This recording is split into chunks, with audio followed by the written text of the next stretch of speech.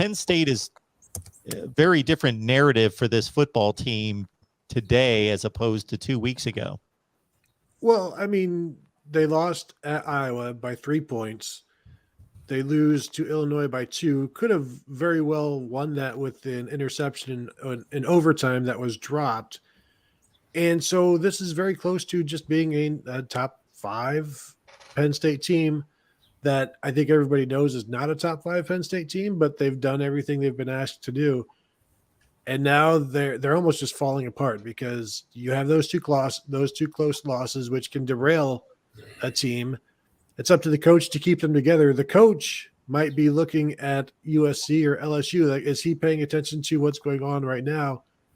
Or is he just leaving it to his assistants while he goes and does other things? And the one thing that you can't do when the head coach is looking around is assume your assistants aren't doing the exact same thing. And everybody's looking around if they think their head coach is going. And I know there are people in that department that think their head coach is going. So is it an entire coaching staff football department that is distracted right now?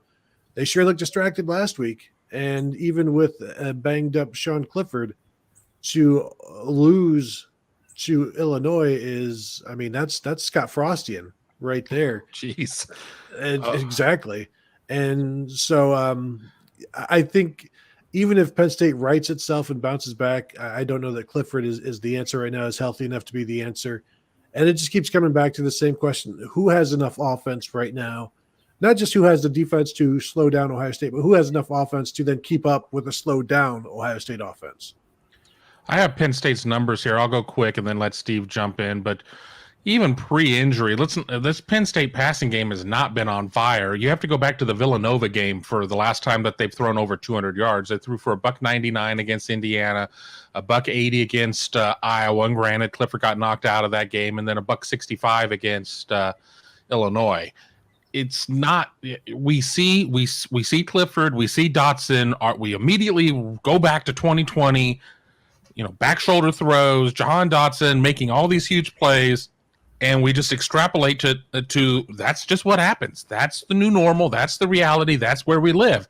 And we're not there. I mean, he came out much stronger. Penn State came out much stronger. 247 against Wisconsin, 253 against Ball State, 302 against Auburn, 429 against Villanova. And then you have these 3 meh games in terms of throwing the ball. And I tend to think that Clifford, 100%, 70%, 6%, whatever the hell he is going to be a lot closer to the Illinois Sean Clifford than anything. So I'm not necessarily buying. I think it's going to be a case of Penn State having to suck it up and find a way to run, something that they've not been able to do, not only this season, but not against Ohio State. Yeah, they didn't run the ball effectively against Villanova, which was kind of a red flag, I think. When you can't run it against an FCS team, then how do you expect to be able to run it in the Big Ten? Clifford's a competitor and all that. Penn State, to me, their only hope in this game is to muddy this thing up and hope Ohio State turns it over and try and win like a 20-17 game, because I just don't see them scoring even against Ohio State's defense, which the jury is still kind of out on them against a great offense. How are they going to play? I'm not sure they're going to get that test this week. With Clifford kind of ailing, no real discernible running game, some good receiving threats, but Illinois was able to limit what Dotson could do last week. So I don't see why Ohio State couldn't as well. Again, I think they have to hold the ball for long stretches. Like Minnesota tried to in the first game. They tried to sustain drives and milk the play clock in the first quarter. I mean, it was kind of comical watching it in real live action back then. But that's what teams need to do against Ohio State, is do anything they can to shorten the game. Because if you give CJ Stroud and this offense multiple possessions, the odds are about 80% they're going to score. So, one way or the other, and just too many weapons, I think, for Ohio State. I just think, Penn State 4 weeks ago was a different team. Penn State 4 weeks from now could be a different team. But right now, they look like they're kind of dead in the water. And, I say that, and it's Wednesday, And, strange things can happen on Saturday. We've seen Penn State come into the Horseshoe and win games before.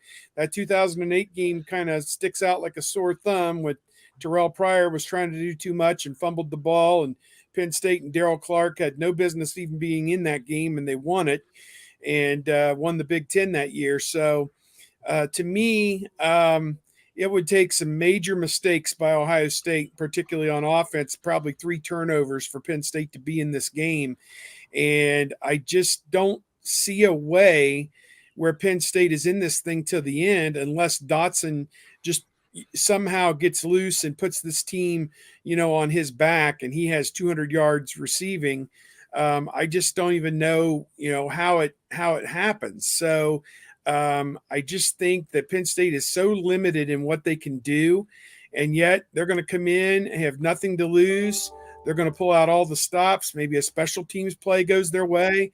Saquon Barkley, what was it, 3 or 4 years ago, returned to opening kickoff for a touchdown, and in the game, the 39-38 game. And, I said this on a couple of different shows. Franklin, beat Ohio State in 2016, but it's been 4 straight losses since then, and a couple of very bitter losses for him, and then double-digit losses the last 2 years. So he is burning like anything to beat Ohio State, but he's probably got bigger problems than figuring out how to beat Ohio State right now. I want to jump in with some rushing numbers over the last 10 years. Over the last 10 games, Penn State has had 2 guys go over 100 yards and has had 4 years where they had a guy that didn't even reach 50 yards. Devin Ford led Penn State last year with 36 rushing yards. You have to go back to 2018 when Trace McSorley ran for $172 in the 27-26 Ohio State win. And then you have to go all the way back to 2015 when Saquon Barkley went 26 for $194.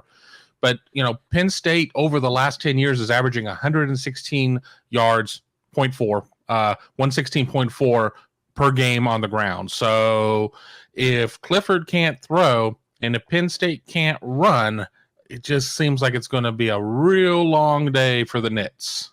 And Penn State doesn't have any explosion to their running game. They have 6 rushes of 20 yards or more this season. Travion Henderson has 8 by himself. Travion Henderson has 6 30-yard rushes. Penn State has 3. He has 4 40-yard rushes. Penn State has 2. So, by himself, playing one half of football, he is twice as explosive as Penn State's running game. Now, Ohio State will have to tackle, and I think they will. The linebackers need to play better, I think, than they did last week. But there's just you can't just expect it to be Jahan Dotson constantly, because Sean Clifford's he's not that accurate, and he's not that lucky. And, remember this, Travion Henderson rushed for 277 against Tulsa. Penn State's leading rusher, Noah Cain, has rushed for, I think it's 245 over the course of the season, 7 games. So, I understand that that Kevon Lee is rushed for 230, something 220, 230. So they spread their carries around, but it's not a case of one team has bottled up this Penn State rushing offense. Everybody has bottled up the rushing offense. There's one game in note of I'm pulling up my list here. Team rush, they ran for 209 against Indiana, and then 2 games and 240 against Ball State. So if you take that off, that's 449 yards right there of a very small number.